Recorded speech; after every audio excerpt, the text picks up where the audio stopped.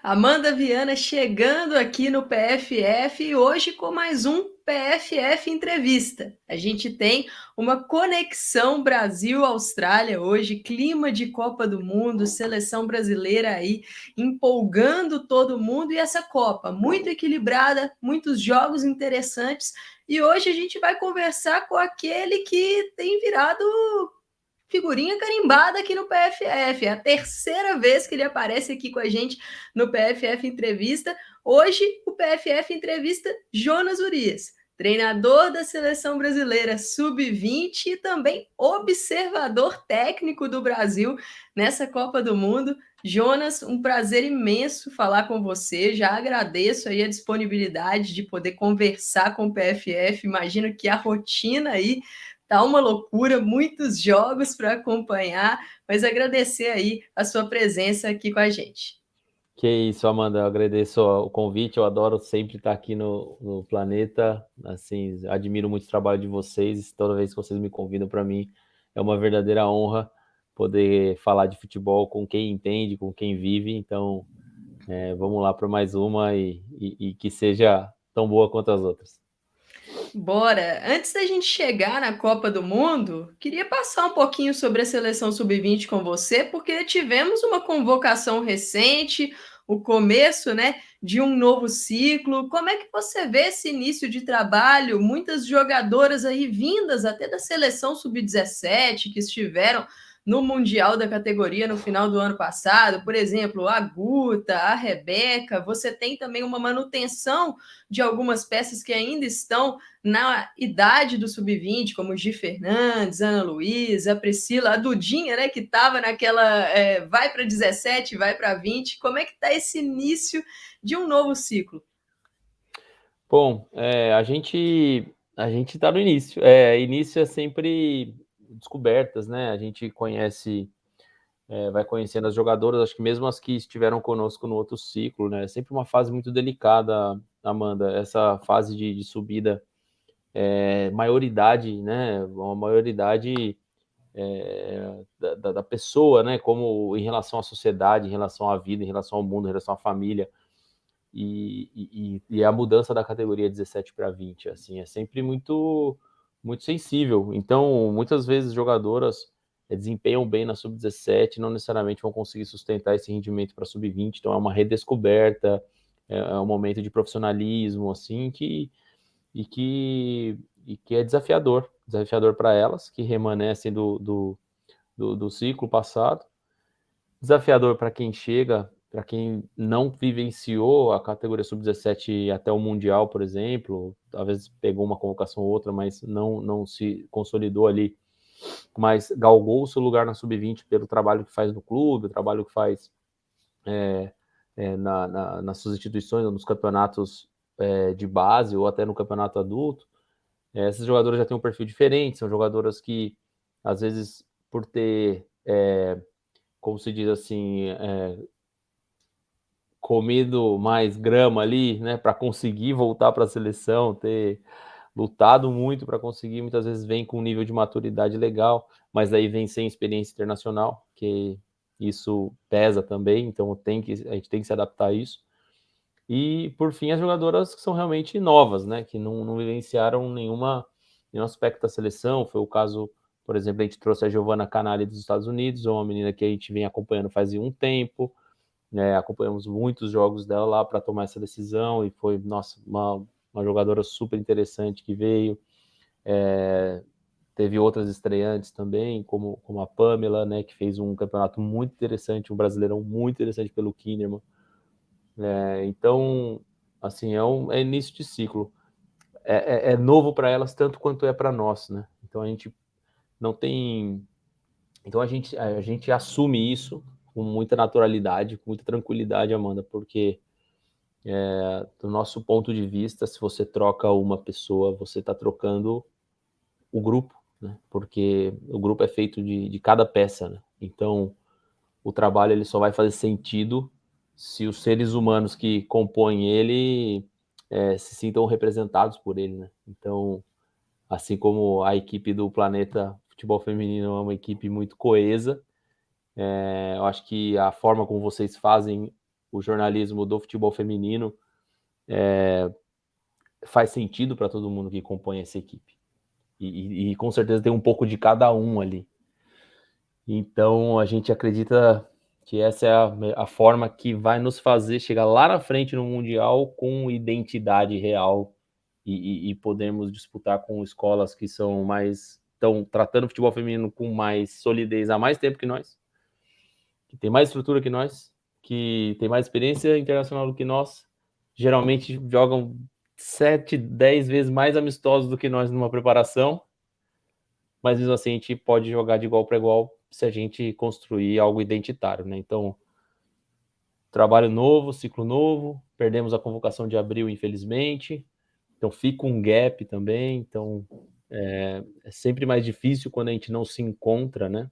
Como é que você constrói trabalho como é que você constrói um prédio sem ir na obra, né? Sem juntar todo mundo lá no terreninho e montar tijolo, a distância não faz, né? Então, está sendo desafiador, mas esse é o propósito do nosso trabalho. Perguntar a você sobre uma jogadora específica, porque ela vem se destacando no Brasileirão adulto pelo Santos, que é a Gi Fernandes, como lateral direita, e nessa convocação ela já apareceu como defensora. Como é que está sendo esse processo? Como é que você vê a Gi Fernandes nessa nova função? Ela realmente está como lateral direita na Sub-20?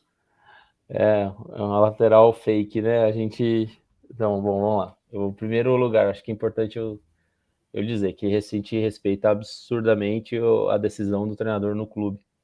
É o contexto deles, são as pessoas de lá, são as necessidades daquele elenco, é o olhar daquele treinador olhando para, eu vejo alguma coisa aqui, e a gente vai sempre respeitar e considerar isso também. Não, de forma alguma a gente não respeito, mas não, mas vira as costas para isso, pelo contrário. E eu sempre fui um defensor de que se a jogadora joga numa posição, todo dia ela entra em campo, todo dia ela veste a chuteira, vai lá, vai jogar desde o reduzido até o coletivo. Naquela posição, eu sempre tendo a respeitar de que ela vai se tornar mais preparada para jogar naquela posição. Então, quando ela vem para a seleção, que eu tenho menos tempo de trabalho, para mim sempre fez sentido colocá-la na posição que ela vem treinando e vem jogando.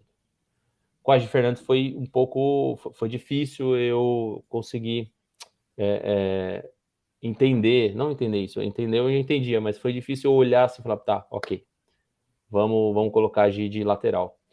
Porque a gente vinha na lateral com a Ravena, que já tem experiência do Mundial anterior, né? Então as duas vão disputar uma vaga na lateral direita, você está pegando uma jogadora que teoricamente tem uma experiência internacional e deixando ela no banco, né? Porque você não vai jogar com duas laterais direitas, né? Assim, não pode até encontrar uma forma de fazer isso, mas no primeiro momento não faria muito sentido.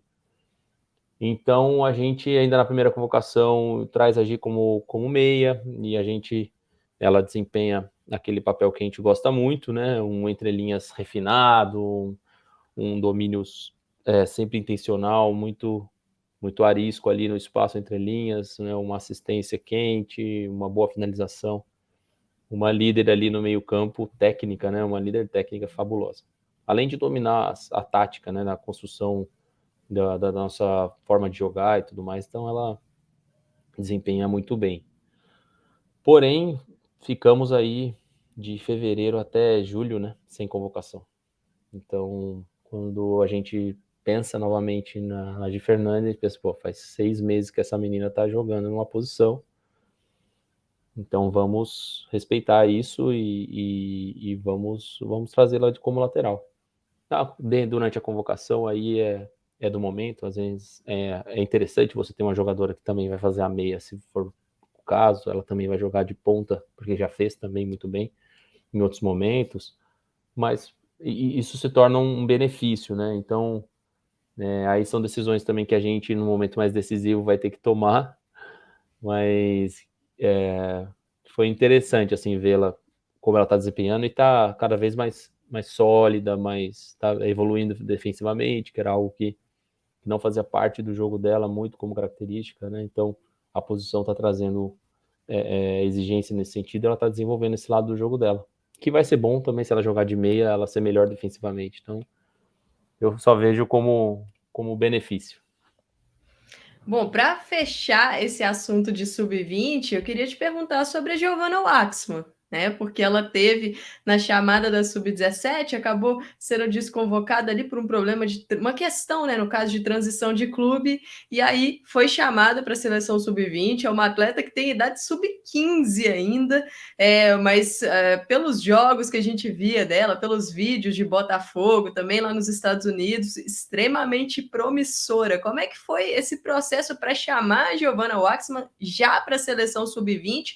E como é que você viu ela nesses treinamentos por causa desse gap da idade, né? Ela conseguiu competir muito bem já com as meninas mais velhas? Bom, vamos lá. Primeiro, assim, isso é um trabalho de longo prazo com relação a Gi. A gente tem se dedicado a ela há muito tempo já. Eu quero aqui abrir um parênteses para um nível de dedicação a ela da Beatriz, da Bia Vaz, assim, fantástico. Acho que é alguém que desde o início sempre cuidou para que esse talento estivesse próximo das nossas cores, assim, a gente não se distanciasse o suficiente para a gente não poder, por exemplo, contar com ela nessa convocação. E, assim, sobre ela não ter ido para a Sub-17 naquele momento, acho que foi uma coisa particular deles. O que a gente sempre fez muita questão de falar com eles, com a família, com ela, é a importância dela vivenciar o máximo que ela puder dentro das seleções, né? Porque se ela, por exemplo, vai para uma sub-15, ela vai ser uma protagonista, assim, e desenvolver protagonismo. Se ela vai para uma sub-17, eu acredito hoje, também desenvolveria muito protagonismo, né? Além de se chegar num mundial, ela vai enfrentar adversárias assim que são muito promissoras, né? Então, os principais talentos do mundo vão estar ali, como a Vicky Lopes da Espanha, como a Caicedo, dentre outras jogadoras que a Gamaro do americana também, né? Que acabou também de sair dos Estados Unidos para ir para a Europa, tão jovem. Então, assim, jogar um campeonato mundial sub-17, assim, fundamental para o desenvolvimento do protagonismo dela. E também vivenciar sub-20 vai ser uma outra perspectiva, né? Porque o que a gente projetava e a gente pôde comprovar é que ela tem nível técnico, físico, tático, assim. Tático precisaria vivenciar um pouco mais de situações de complexidade de coletivas, assim. Tirando isso, tático individual, tático de pequenos grupos, nível altíssimo, tão bom quanto nossas jogadoras da sub-20. Posso falar isso tranquilamente. Então, assim, o mais legal é ela poder vivenciar tudo isso, né? Então ela vai colocando coisas, preenchendo a bagagem dela com vários pacotinhos diferentes, que depois vai formar ela uma jogadora mais completa, né? Que vivenciou protagonismo, vivenciou ser uma excelente companheira de equipe para um time, uma engrenagem maior, e quando chegar o momento ela ser protagonista da seleção principal, que é o que a gente quer e acredita que um dia ela pode ser. E, bom, em relação a desempenho, assim, foi maravilhoso. A Gigi, assim, tem plenas condições de atuar num nível 20, nível até adulto, eu diria, em relação a desempenho. Então, o que está acontecendo no campo, jogando no campo. É claro que se você vai fazer um trabalho de longo prazo com ela, né, ou médio prazo, você precisa ajustar não só carga de treino em si, porque isso varia muito de acordo com a metodologia que é treinada, que é trabalhada, mas acho que a carga geral, assim, né, tipo, cognitiva, física, carga técnica, enfim, toda forma, acho que ele precisa ser bem pensado, né? Pode ser feito, eu acredito muito nisso. Eu acho que tem muitos exemplos no mundo aí de pessoas fazendo isso e estão vendo que tá dando certo, né? A gente tem aqui a Austrália jogando com a Fowler 2003, estreante na seleção, indo com 15 anos lá atrás, seleção principal. Hoje, meu, em função, ela é a 10 da seleção australiana. Já nem jogou o Mundial contra a gente lá na Costa Rica, porque está completamente inserida na seleção principal, isso desde os 15, 16 anos de idade. Então, estão investindo nisso em outros lugares do mundo e estão vendo bons resultados, né? A Colômbia vence com uma pintura da Linda Caicedo, na estreia de Copa. Tem outras jogadoras ali para carregar o piano, para receber a carga emocional daquele momento e deixar essa jogadora talentosa, né, com menos carga e servindo o seu talento para a seleção, né? Porque seleção é diferente, sabe, Amanda? Não é uma questão de longo prazo, no sentido de treinamento, né? Você encontra, geralmente você vai fazer 5, 4 sessões de treino, e então nem com as que estão preparadas você vai gerar sobrecarga, então muito menos com a jovenzinha, né? Então, assim, a gente acaba aplicando muito mais se dedicando na coesão ali das ideias de jogo, que eu acho que é algo que é muito positivo para qualquer jogadora, né? Como diz o Guardiola, né, a tática é para ajudar o jogador a ser melhor, né? Não é para atrapalhar ninguém. E aí jogar, né? Jogar, terminou a experiência com a camisa da seleção, experiência emocional, experiência de vida. Depois, tchau, volta para o seu clube, segue seu trabalho e a gente se vê daqui a alguns meses. Então, não acho que a seleção seja prejudicial nesse sentido, pelo contrário, eu acho que é bem positivo ela experienciar várias categorias. E aí, quem for trabalhar com ela no dia a dia mesmo no clube, aí eu acho que tem que ter um cuidado, mas que tecnicamente, em performance, assim, ela tem tudo para ser uma precoce mesmo, assim, uma precoce com sustentação para isso e com ciência por trás para não prejudicá-la nesse processo.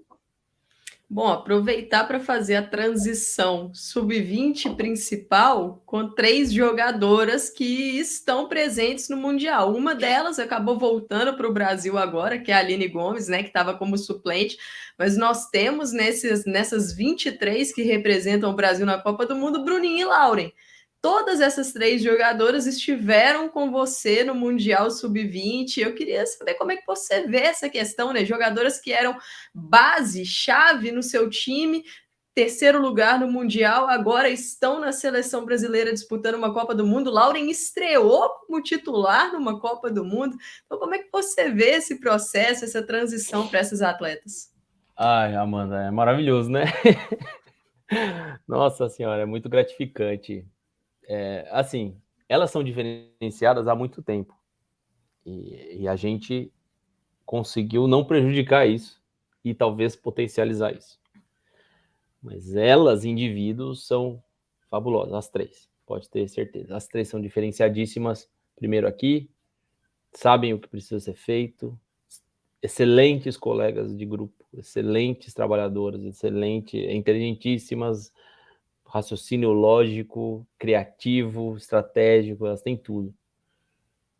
E então eu acho que assim, elas sempre tiraram muito de todas as experiências que elas tiveram, não só a sub-20. Não foi porque trabalharam com o Jonas, jogaram o Mundial, foram para lá. Não, acho que isso é uma construção de muito tempo e muito mérito delas, a capacidade delas de tirar muito de cada experiência.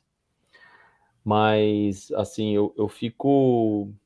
Quando eu olho também de uma forma mais analítica, a gente teve seleções sub-20, assim, fabulosas, assim, em gerações anteriores, que, ao sair da seleção, as jogadoras não tinham condições de se sustentar em jogar uma Copa do Mundo, né? Eu acho que não que as duas estejam no auge, não estão, eu acho que é maravilhoso ainda, eu acho que elas ainda vão atingir o auge da carreira delas lá para os seus 26 anos, 27.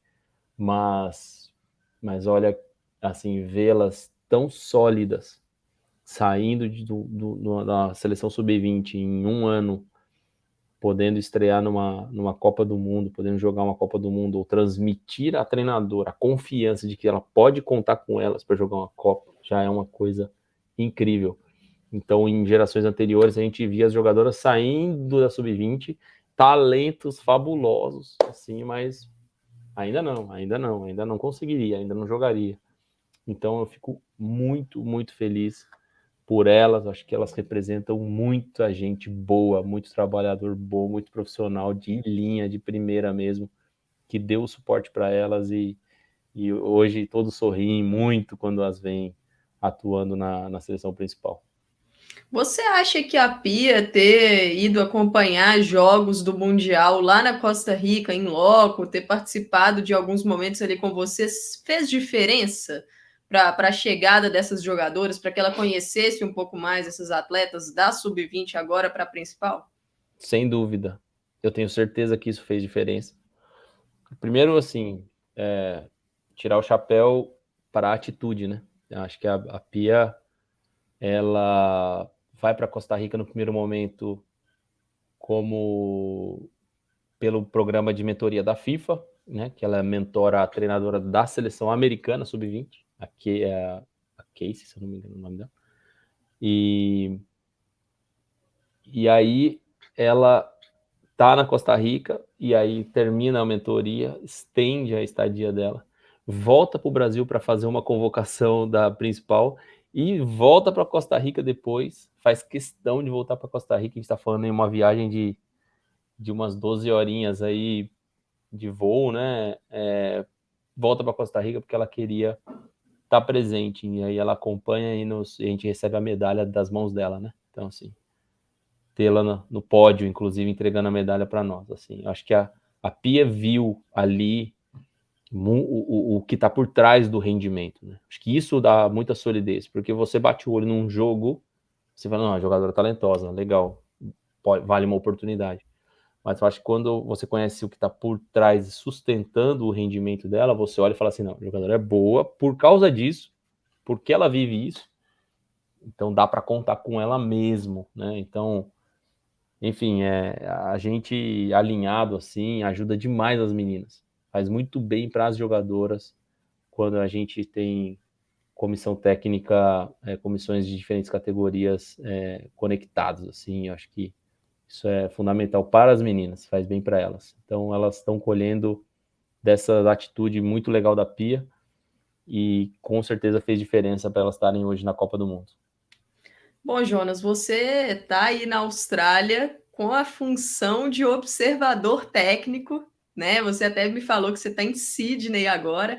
Queria que você passasse um pouco para a galera essa função de observador técnico, como é que funciona, como é que é a passagem de informações, né? O trato seu com a comissão técnica da seleção, como é que é isso?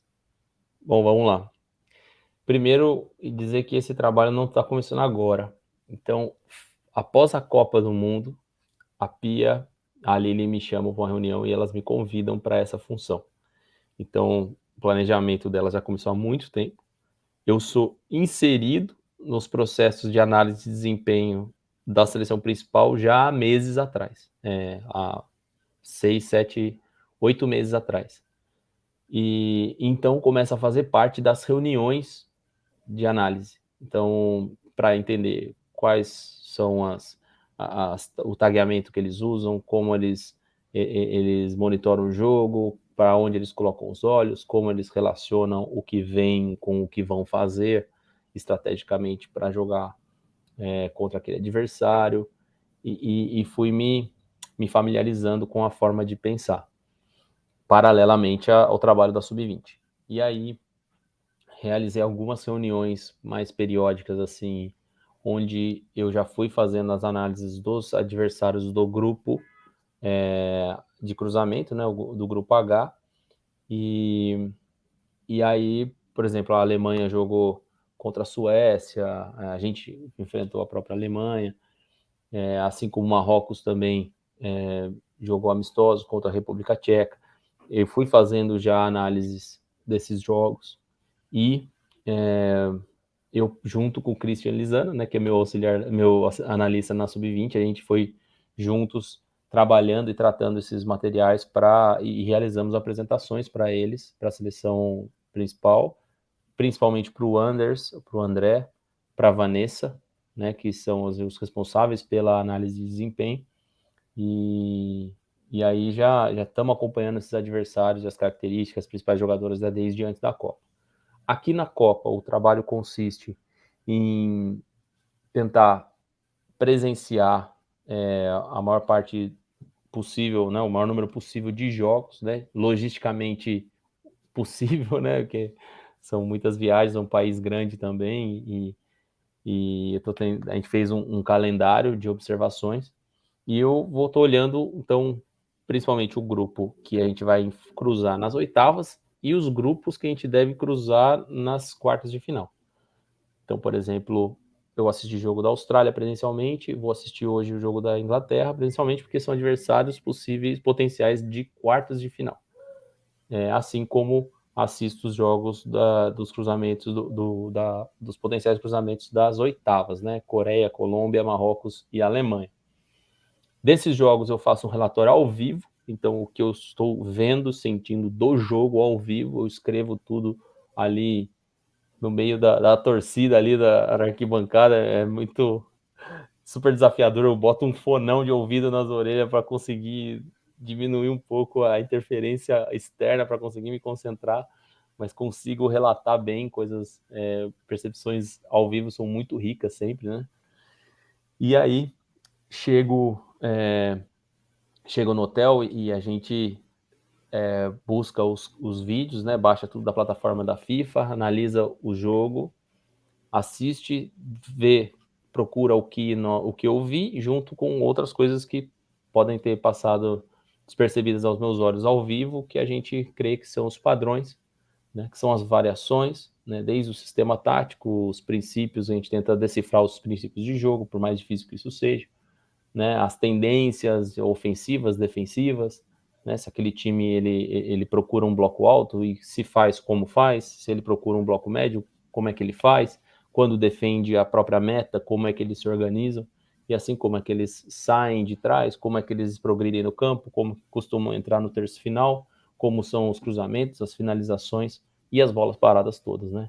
Então a gente transforma tudo isso em material em vídeo, procura sempre fazer bons desenhos que representam e ajudam para quem está vendo colocar o ponto de atenção nos locais mais importantes, mais impactantes daquela situação, e aí deixa isso tudo numa plataforma que a gente tem de compartilhamento de análise, que é o Hudl, né, que é uma ferramenta muito importante agora, porque daqui eu consigo fazer tudo, subo para o Hudl, e lá de Brisbane eles conseguem descer e baixar todo esse material e já ir vendo com as minhas anotações, com tudo bem desenhado. E periodicamente a gente vai realizar, ainda não realizamos pelas demandas, mas após o jogo da França a gente realiza reunião online e depois uma presencial, onde eu vou transmitir, aí os adversários provavelmente vão começar a estar um pouco mais definidos, então a gente consegue descartar os que não vão classificar e consegue ser mais específico e mais detalhista em quem a gente realmente vai enfrentar. Resumindo, quando acabar a primeira fase, virou a página, o Brasil aí, tudo desenhando, a gente vai ser o primeiro do grupo, virou a página, primeiro do grupo, a gente pega o segundo colocado do grupo H, né, tende a ser o Colômbia ou a Alemanha, né, mas eu acho que a Colômbia, eu acho que a Alemanha consegue vencer a Colômbia ainda, numa projeção, mas se for um empate esse jogo, eu acho que por saldo de gol depois a Alemanha deve sustentar o primeiro lugar, e aí a gente pegaria o segundo colocado. O segundo colocado, a gente vai ter 3 jogos analisados, com desenhos, com padrões, com diferenças, com variações, com destaques individuais, vídeos individuais para as meninas. A lateral direita vai ser a Antônia. Pô, a Antônia está escalada para o jogo. Quem que ela vai enfrentar? Pô, tá aqui um vídeo da menina que você vai enfrentar, as características dela, para onde ela corta, como é que ela gosta de jogar, como foram os gols, como que ela defende. Então, é um trabalho que assim, ele é muito árduo por serem muitos jogos acontecendo ao mesmo tempo, muito material de análise, muita coisa para se traduzir e se transformar dado em informação e transformar informação em conhecimento, né? Que acho que é um processo muito, muito louco, assim, muito rico, mas é trabalhoso, para que quando termina a primeira fase, a Pia sente lá, ela não vai, e aí, quem a gente vai enfrentar? Vamos começar a analisar. Não, pô, já está tudo pronto para eles. Ela já vai bater o olho no que importa, vai saber, já vai conseguir começar a trabalhar estratégia para vencer, e não ter que trabalhar ainda, quem a gente vai enfrentar. E uma coisa legal, hoje a CBF divulgou a foto, né? A foto oficial da equipe, deu para ver o tamanho da comissão que está aí, né? A comissão, as pessoas de apoio que estão por trás, um aumento muito grande da delegação brasileira e você destacar todo esse processo aí de observação, então acho que dá para ver que realmente do Mundial anterior para esse, acho que a gente tem um nível de profissionalismo maior, né? Em torno de equipe e também da preparação para as próprias jogadoras, né? Sem dúvida, Amanda. Eu acho que isso é um dos maiores benefícios, maiores legados da Pia aqui, assim, na minha opinião, essa referência internacional do que é o futebol internacional, como se trata o futebol internacionalmente feminino hoje e trazer isso pra gente, sabe? Eu acho que é um dos maiores legados dela, porque ela chegou pra gente dizendo assim, bom, isso daqui não se faz mais, ou melhor, não se faz mais dessa forma. Hoje em dia já está se usando uma nova tecnologia. Hoje em dia já está o que se fazia com uma pessoa está se fazendo com 4 pessoas. Então você consegue aumentar muito mais a precisão. Isso desde que ela chegou. Ela chegou, ela olhou e respeitou muito quem estava em volta, né? Então, ó, quero trabalhar com vocês. Ela herdou muitos profissionais da comissão antiga, mas ela chegou e falou: ó, a gente precisa step up, a gente precisa evoluir o trabalho aqui para a gente começar a se igualar em estrutura, em profissionalismo com o que está acontecendo nas principais seleções do mundo. Então, acho que essa delegação é recheada de profissionais, com muitas mentes pensando, né, para fazer acontecer o melhor possível aqui na Copa. Acho que é reflexo desse legado que ela vai deixar para a gente. Bom, Jonas, caminhando já para o final, uma coisa muito legal que eu achei da seleção sub-20 naquela época do Mundial era o lema de vocês, o sempre juntas. E agora na principal a gente tem visto comissão, a própria Pia, as próprias jogadoras nas redes sociais destacando muito a palavra juntas, né? Dessa questão do grupo. No jogo de estreia, a gente viu uma seleção brasileira muito coletiva, muito solidária. Isso deu para ver nas jogadas, até mesmo nos gols. Queria saber de você, que vivenciou isso no Sub-20 e agora está vivenciando também, sendo parte dessa comissão da principal, a importância do grupo, a importância desses juntas, dessa união para uma competição que é tão difícil, que realmente você precisa se fechar ali. Como é que é isso no dia a dia? Bom, o Sempre Juntas, ele não foi construído na Copa, né? Ele foi um sentimento, foi uma filosofia que ela inicia desde a nossa chegada em 2019, né? Mas aquilo era uma proposta, aquilo tornou-se algo com sentido para as pessoas ao longo do tempo. E quando a Pia também vai vencer a Copa do Mundo, ela sente isso. E ela declaradamente sente isso. E para ela, a questão da palavra juntas, ela já falava isso lá naquela época, ela dizia assim, vocês estão com uma coisa, vocês estão transmitindo um sentimento de juntas muito legal. E eu acho que quando a pessoa vem de fora e sente isso de um grupo, você não, aqui é assim, não, ela chegou e ela sentiu e se manifestou, assim, ó, dá para perceber essa união. A gente sabe, o futebol, times campeões, a gente pode ouvir 1 milhão de histórias, assim, a coesão de grupo vai fazer parte. Nem que seja assim, nosso grupo era rachado, e naquele momento a gente fechou para ganhar o campeonato. Que fosse assim, mas para o brasileiro, para o latino, a coesão do grupo é muito importante. A gente é de pessoas, né? A gente é de se. A gente é muito influenciado com o ambiente, e eu acho que isso potencializa demais o desempenho quando a gente está fechado, né? E isso ajuda muito a vencer os obstáculos, os desafios, as crises, né? As crises, elas. Imagina uma competição de 30 dias, 7 jogos mais difíceis da vida daquelas jogadoras contra o adversário que tá 1 ano estudando para ferrar com você naquele dia. Cara, crises vão vir, né? O que sustenta na crise para vencer e passar aquilo? Poxa, é a união, é a coesão do grupo. Então eu acho que quando a Pia traz não o sempre juntas, mas o juntas, como o lema da seleção principal, ela traz muito dos mesmos valores, alguns daqueles valores do sempre juntos, mas os valores do sempre juntas são específicos da nossa realidade, mas ela agrega outros novos valores que são os específicos da principal, que é um outro ambiente, são outras pessoas, né, que compõem aquilo. Então, eu acho um gesto assim muito inteligente, muito estratégico, mas muito assim da Pia sacando o que é importante para brasileiro, cara, né?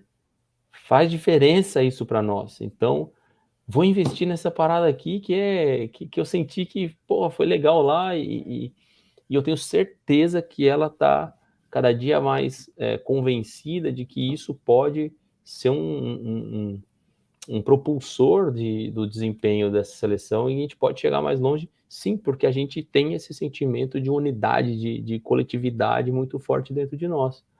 Acho que faz parte da nossa identidade, sabe? Então, fico assim, é maravilhoso e eu tenho visto isso muito presente, tenho ouvido naturalmente, espontaneamente da boca das jogadoras, né, saindo, né, e quando elas falam juntas, elas até parece que a frase vem com vírgula antes e depois, né? Você reparou assim, porque a gente vai, não sei o que fazer juntas, e aí depois segue a frase. Isso significa que ela está trazendo significado para aquilo, que para quem está ali ela tá transmitindo uma mensagem diferente, que todo mundo tá, eu sei do que você tá falando.